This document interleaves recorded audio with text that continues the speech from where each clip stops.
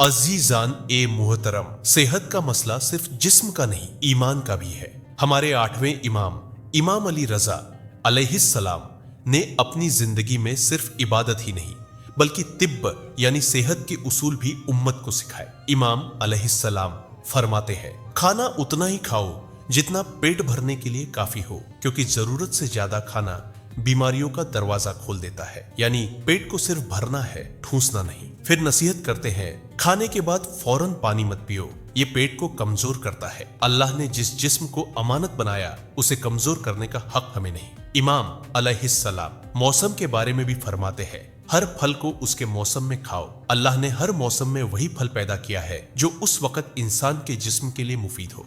सोचिए कितनी हिकमत है इस बात में। और फिर सर्दियों में गर्म और गाढ़ी गिजा लो और गर्मियों में हल्की और ठंडी मिजाज वाली गिजा लो, ताकत और सेहत बरकरार रहेगी। आखिर में इमाम अलैहिस्सलाम एक लाइफस्टाइल का उसूल बताते हैं, रात को जल्दी सोना और सुबह जल्दी उठना जिस्म और दिल दोनों के लिए सुकून का सबब है। अजीजों, सेहत सिर्फ दवा से नहीं आती बल्कि इमामों की नसीहत से भी आती है। उनकी बातों पर अमल कीजिए, यही असल तिब्ब है, यही असल नेमत है।